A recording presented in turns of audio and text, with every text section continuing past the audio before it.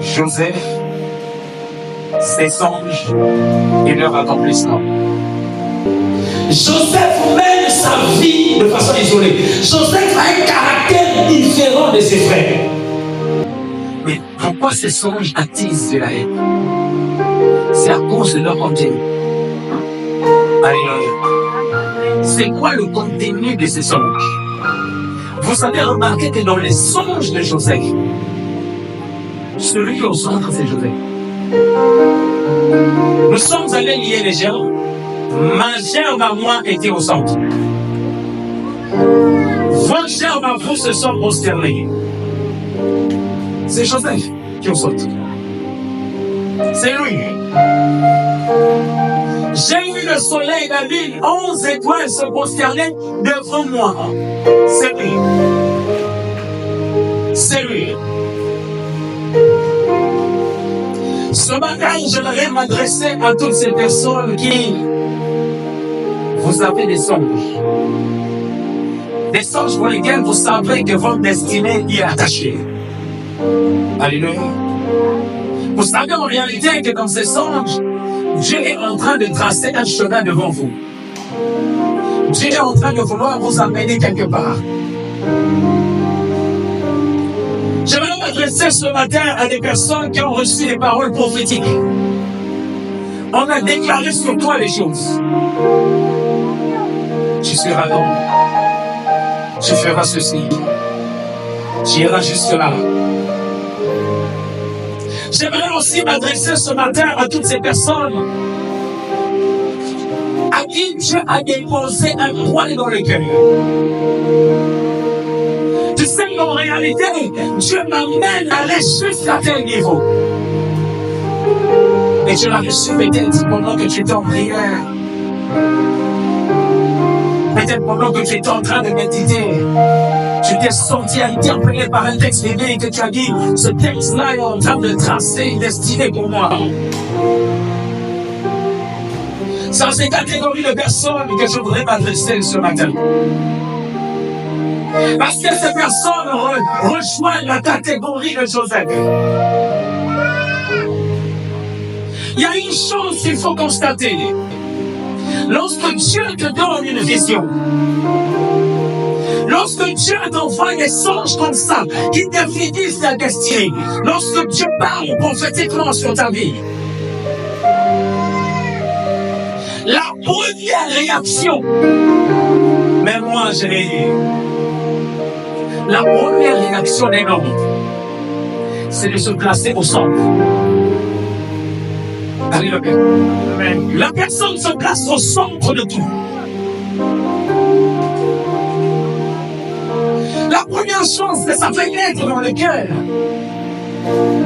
c'est que quelqu'un commence à découvrir son prix. À quel prix il vaut.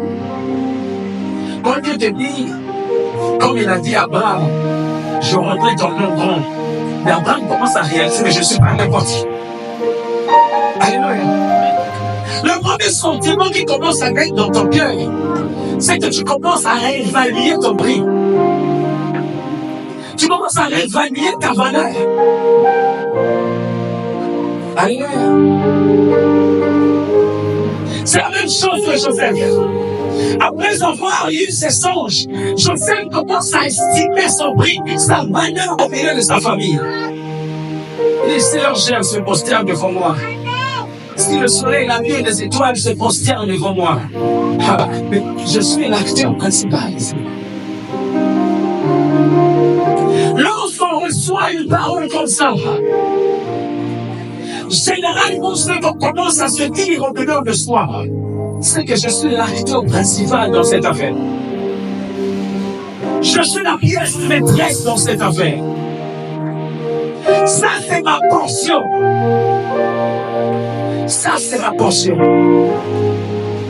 On commence à regarder comment ça va se faire, comment les gens vont se prosterner, comment je serai en train de monter, comment je serai en train d'organiser telle activité, comment je serai en train d'aller de nation en nation, comment je serai en train de le faire.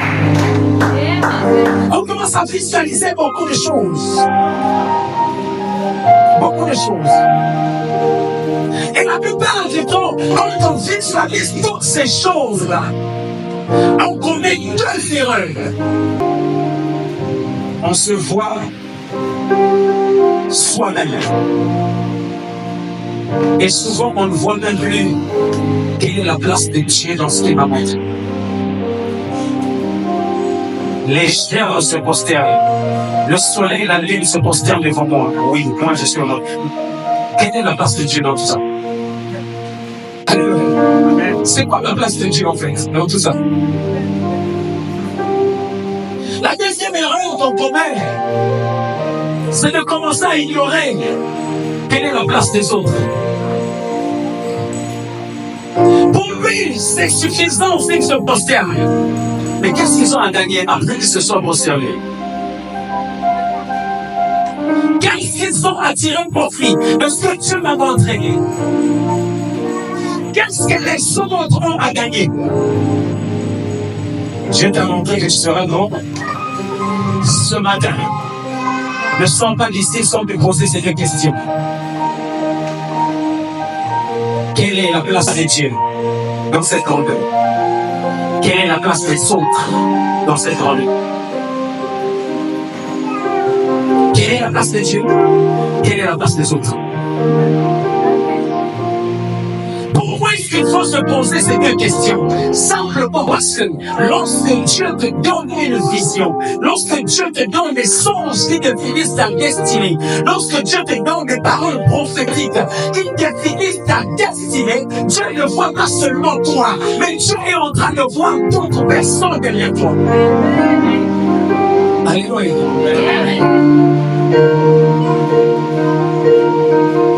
Mais lorsqu'on ne le comprend pas, on se positionne soi-même et cela peut attiser la haine, la colère, la jalousie des autres. Pourquoi en réalité, ils se retrouvent là? Les frères de Joseph ne se retrouvaient pas dans ces songes. Alléluia.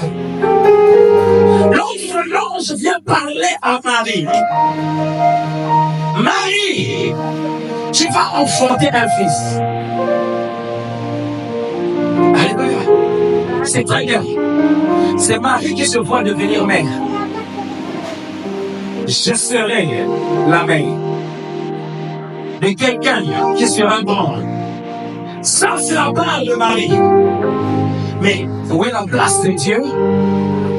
Où est la place des autres? La place de Dieu, c'est que Dieu est en train d'envoyer sur la terre un agneau pour le sacrifice. Ça veut dire que toi, on donne naissance à l'enfant Jésus. Sans qu'on va le sacrifier à la croix. Ça, c'est la part de Dieu dans ce que Dieu est en train de t'annoncer. C'est que tu ne te rends pas compte de ça. Je serai en train de porter un enfant, mais tu ne seras pas en train de comprendre le pouvoir. Joseph, tu as eu des songes, mais si tu ne vois que toi, tu ne comprendras pas le pourquoi. Alléluia. La part de Dieu, c'est que l'enfant que Marie va porter doit être un sacrifice. La part des autres, c'est qu'au travers de ce sacrifice, nous avons été délivrés de péché.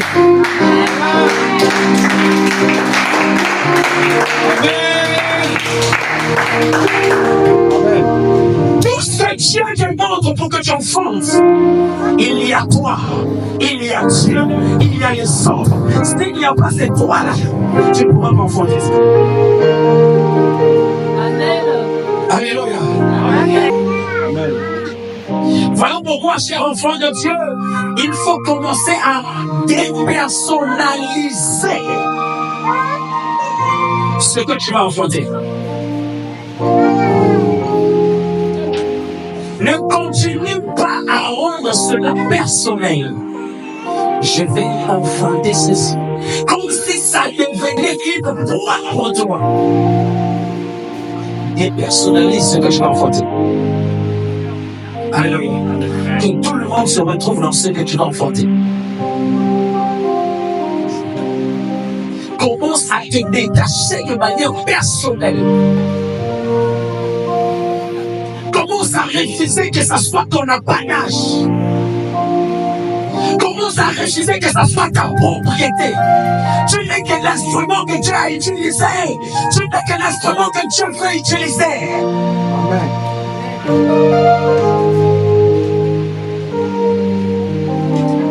Lorsque Dieu dépose dans ton cœur une vision, des songes, des paroles prophétiques, en réalité, Dieu n'est pas en train de chercher une vedette. Dieu n'est pas en train de chercher un privilégié. Dieu est en train de chercher avant tout un serviteur. Il est en train de chercher un serviteur qui va porter ses desseins pour plusieurs, pour la multitude, pour la majorité, pour les gens qui attendent. Dieu ne cherche pas les privilégiés, il cherche un serviteur. Voilà pourquoi il t'a parlé, voilà pourquoi il te l'a annoncé. Il cherche un serviteur. Joseph, tu es un serviteur. Tu n'es pas celui qui doit être servi, tu es un serviteur. Mais si tu comprends ce que Dieu est en train de te donner d'enfanter, comme une opportunité de te faire servir, c'est que tu es déjà en train d'échouer. Ça va regarder ton enfantement. Commence à réaliser que Dieu m'a appelé à augmenter mon niveau de service. Le Joseph qui était l'enfant chéri, qui était l'enfant à côté de papa, devait comprendre que je veux me mettre au service de mes frères. Si je veux enfanter ces anges, je dois me mettre au service de mes frères. Souvent, lorsqu'on n'a pas compris, je sais le faire. Il vous met dans l'école où vous allez apprendre à vous oublier vous-même. Vous commencez à considérer les autres et vous allez mis en second plan. C'est ce que Joseph a connu. Un jeune homme de 17 ans qui a eu des anges, qui se retrouve dans une citerne. Nous l'avons lu tout à l'heure. Lorsque ses frères ont le projet de le tuer, le but c'est quoi? On verra comment ces songes s'accompliront. Alléluia. Amen. On verra comment ces songes-là vont s'accomplir. Tuons-le maintenant et nous verrons si ces songes-là vont s'accomplir. Nous verrons comment ils vont se prosterner devant lui. J'ai le cœur que personne ne te tuera pour arrêter les songes. Personne ne te tuera pour arrêter cette parole prophétique qui a été déclarée sur ta vie. Tu survivras à toutes ces calamités, tu survivras à toutes ces épreuves, tu survivras afin de les voir accomplir.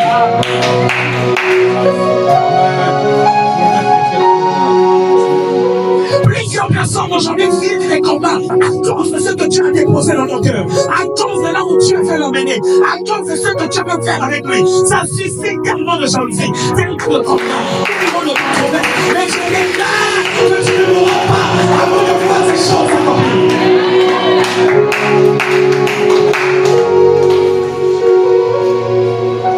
Oui, même Dieu savait que Joseph ne devait pas mourir. Voilà pourquoi au milieu de frères, il a commencé à susciter Ruben. Ruben dit, on ne peut pas le tuer. On ne peut pas le tuer. On dit, ok, d'accord, si on ne peut pas le tuer, fondons-le, qui s'éloigne un peu. Alléluia. Oh!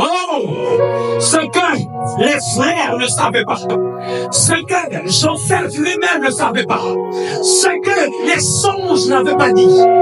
Parce que quand Dieu se révèle à toi, il te donne une introduction. Tu dois savoir qu'il y a un développement, il y a une conclusion qui ne retient encore. Alléluia. Amen. Dans le développement des songes de Joseph, est-ce que Joseph savait que l'accomplissement de ces songes-là devait se faire en Égypte? Il a eu ses songes à Canaan. Lui, c'est à Canaan qu'il voyait les gerbes. C'est à Canaan qu'il voyait le soleil. Il ne savait pas que ce n'était pas les gerbes de Canaan, c'était les gerbes de l'Égypte. Il ne savait pas que c'était à Canaan que le soleil, la lune et les étoiles se prosternent, mais ça se passe en Égypte. Ça se passe en Égypte. Pour ceux qui ont sur la terre l'accomplissement par la haine de ses frères.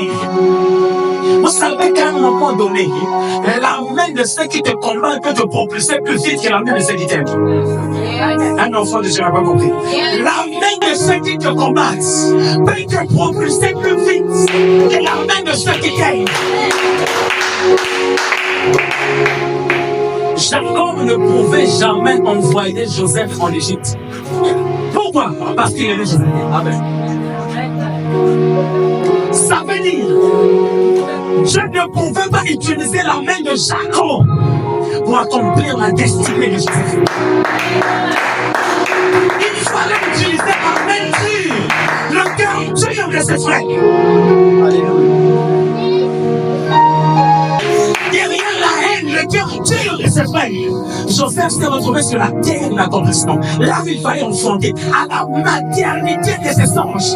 Je déclare au nom de Jésus que tu sois propulsé vers la maternité de tes anges, de tes visions, des choses que tu demandes. Que tu sois placé sur ce lieu où tu vas les enfanter.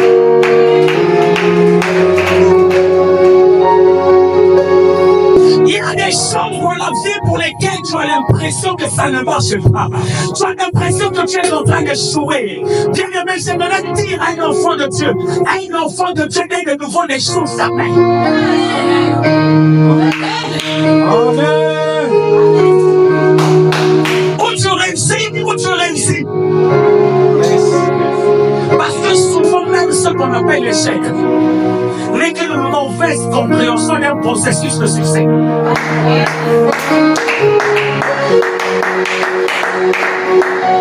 On appelait la mort de Christ à la croix échec.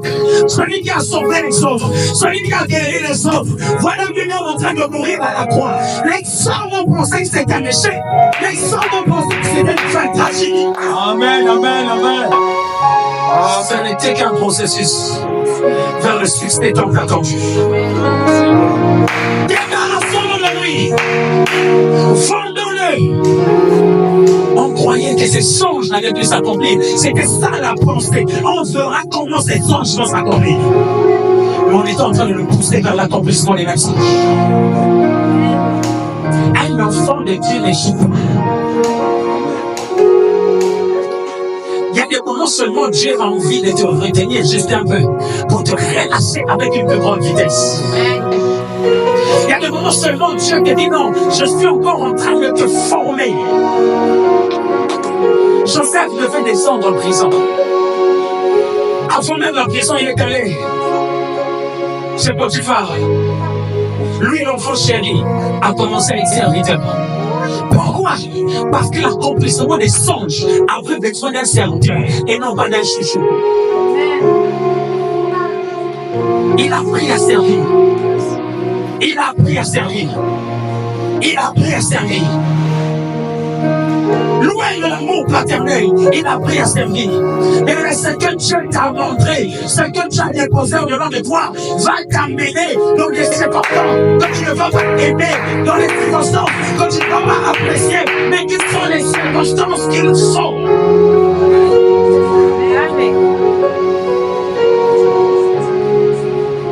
Vous croyez que Joseph aimait ce qu'il faisait chez Potiphar? Il n'aimait pas ça, mais il le faisait très bien. À tel point que Potiphar l'a remarqué. Et ce jeune homme-là, quand il fait les choses, c'est toujours très bien. Mais qui est en train de faire ça? Celui qui a des songes de grandeur. Celui à qui on a appelé à la grandeur. Dieu est en train de le briser de l'esclavage. Celui devant qui on a montré que les autres se prospèrent, toi tu te prospères devant tout le monde. Dieu est en train de forger un serviteur. Il est en train de forger un serviteur. Il est en train de tailler un serviteur. Il est en train de te pousser jusqu'à ce que tu penses que tu vas enfanter à maturité, à maturité, à maturité. Celui qui a attendu l'accomplissement de ses songes a commencé à interpréter les songes des autres qui s'accomplissent avant ses propres songes. Alléluia. Amen. Voilà comment en prison, font des songes, on vient voir Joseph. Leur songe s'accomplit. Pour lui, les songes attendent toujours. Bien-aimés, nous ne sommes pas tous pareils. Il y a des destinées qui sont des destinées fast-food. Fast-food. C'est très vite.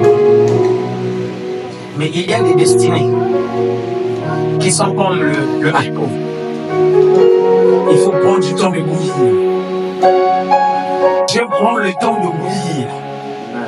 Je veux dire à un enfant de Dieu, les grandes destinées sont fortes dans la durée. Les grandes destinées sont fortes dans la durée.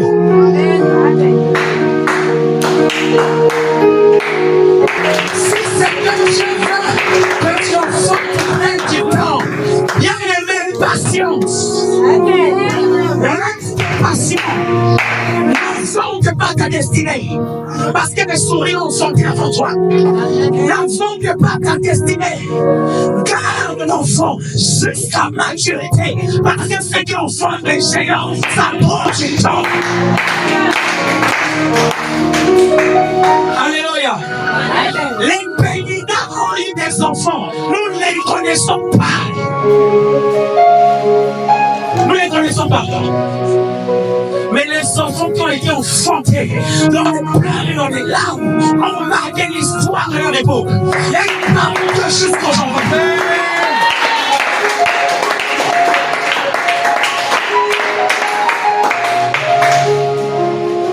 Alléluia. Ça fait combien de temps que tu penses que tu l'as enfanté? On dit, Seigneur, jusqu'à quand une femme a des contractions, quand une femme a des douleurs, quand une femme a des malaises, jusqu'à quand? Elle connaît bien que ça va faire 9 mois, mais dit jusqu'à quand? Je suis fatigué. Même si tu es fatigué à 7 mois, c'est pas parce que tu diras que je suis fatigué que tu diras, ok, quand tu es fatigué, non, non, non, non, non.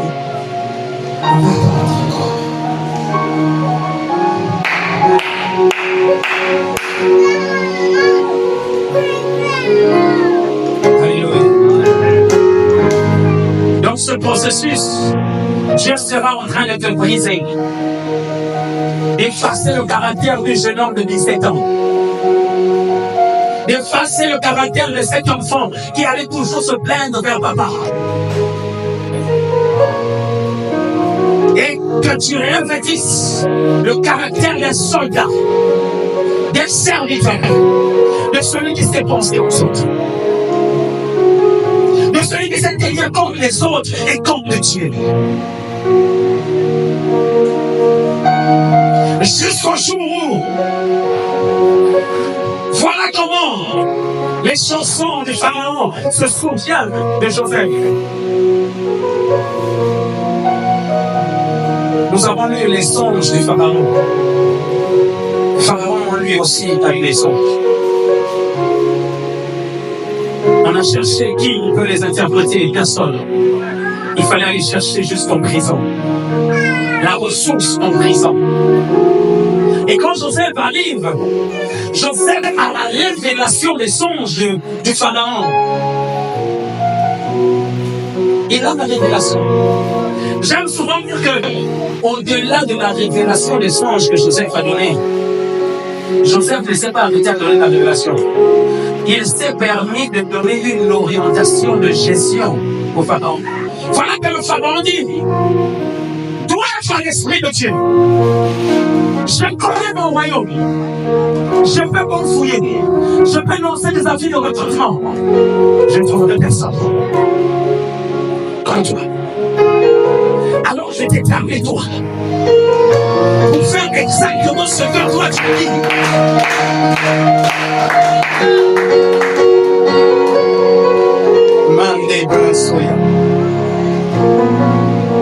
Il y a deux choses. Un, les songes de Joseph dépendaient de ce que Dieu avait dit à Abraham. Ça, c'est avant que Joseph puisse avoir des songes. Dieu avait dit à Abraham, Nous l'avons lu dans Acte 7. Que ta descendance va séjourner dans un pays étranger. Ils seront réduits en esclavage. Ce pays étranger, c'est l'Égypte. Là, c'est avant que Joseph ne fasse des songes. C'est avant que Joseph ne vienne en Égypte.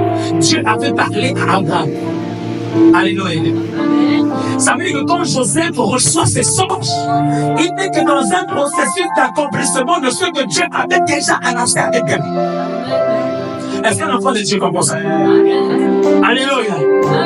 Voilà pourquoi, même la vision, les songes, les prophéties que tu as reçues, j'aimerais te dire que cela s'inscrit dans le processus de ce que Dieu avait dit à quelqu'un un jour.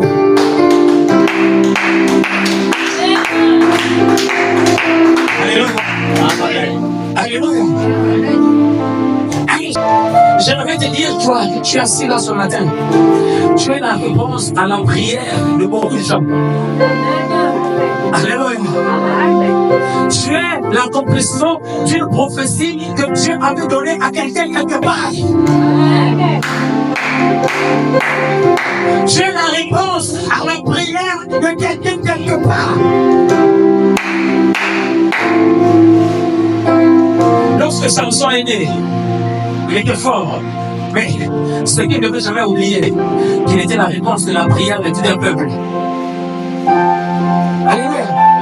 L'ange est apparu à sa mère pour dire que tu n'enfantes pas, tu auras un fils. Mais oui, c'est la réponse de la prière de tout un peuple. Toi, tu vas porter. Toi, tu as reçu.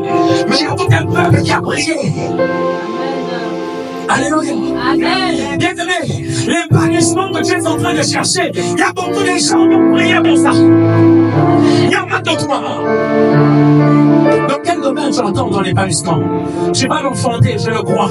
Mais sache, il y a beaucoup de gens qui ont prié. Il y a beaucoup de gens qui attendent ça. Amen.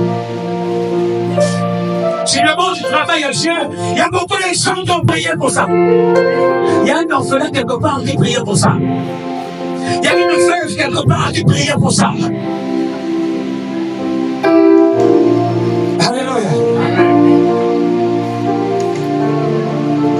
Il y a quelqu'un quelque part dans un village qui prie pour ça. C'est toi que Dieu a suscité. C'est à toi que Dieu a commencé à montrer ce qu'il va faire. Mais il y a avant toi que tu dois oublier.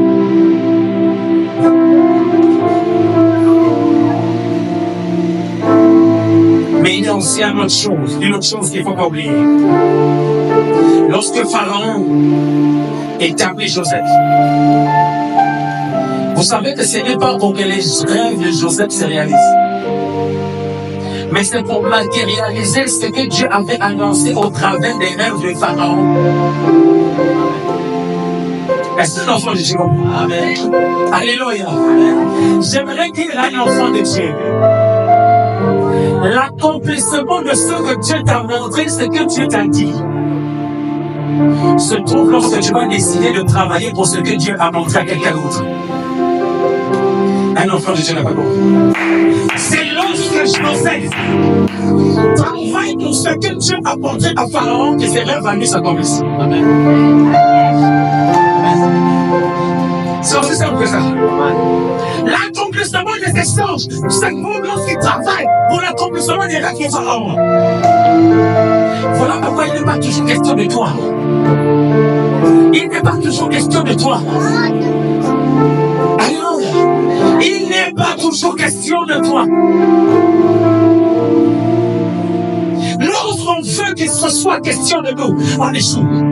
Il n'y aura pas de Pharaon. Tu ne vas pas travailler pour ces songes et tu seras toujours en train d'attendre que tes songes en fassent une mission.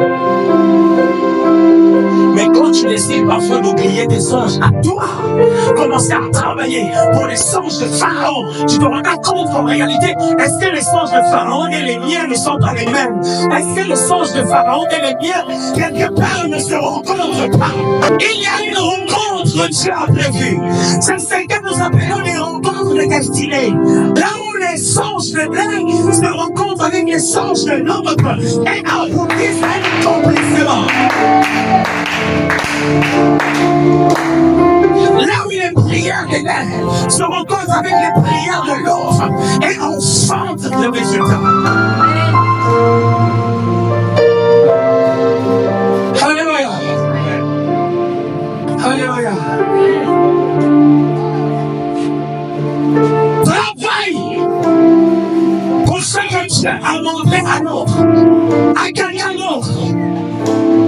vivras l'accomplissement de ce que Dieu t'a montré à toi. Joseph n'avait pas le choix. C'était ça ou repartir en prison.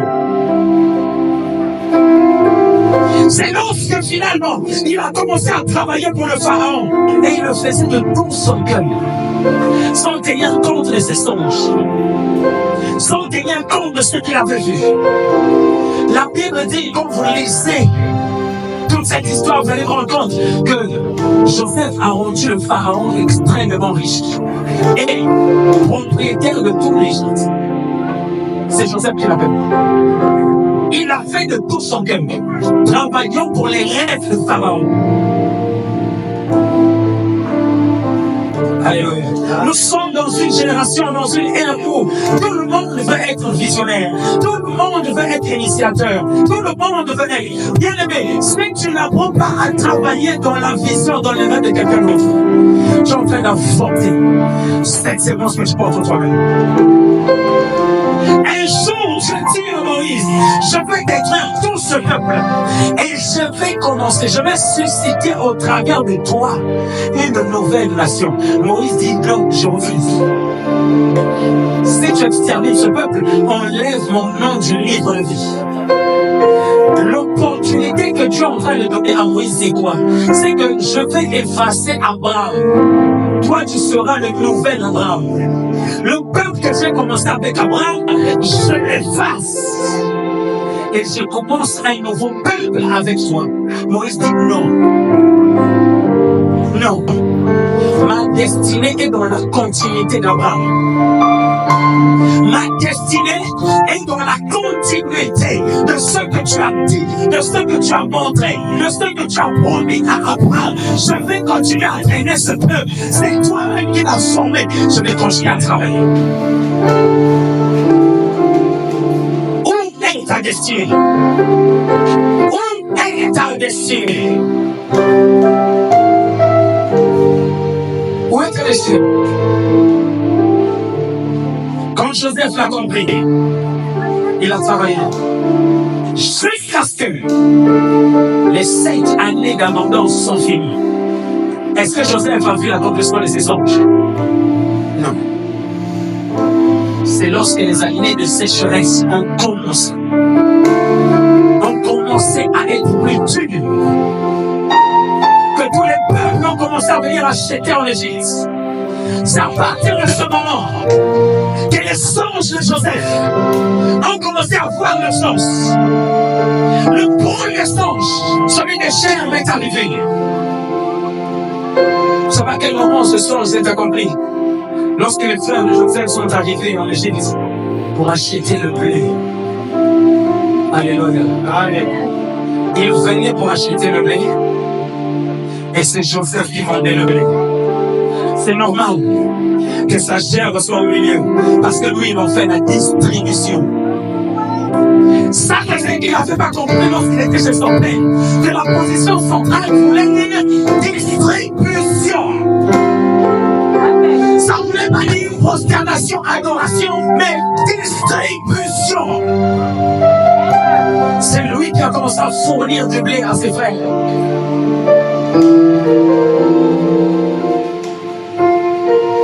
Le premier sens s'est accompli.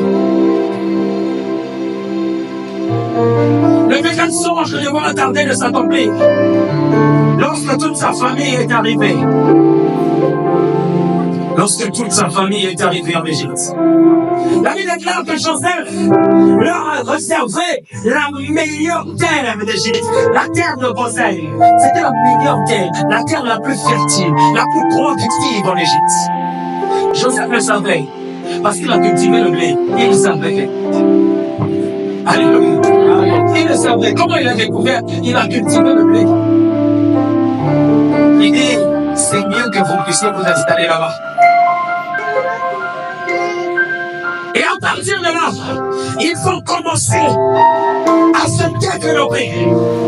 Chacun a commencé à prendre de l'ampleur. Même ceux qui haïssaient Joseph ont commencé à briller comme des étoiles en Égypte. Tellement qu'ils ont commencé à avoir de l'influence. Même le pharaon a reçu le père de Joseph Chamon. Il dit, c'est généreux et si sage, si intelligent, avec les yeux de Dieu, à combien de fois raison son père. Alléluia.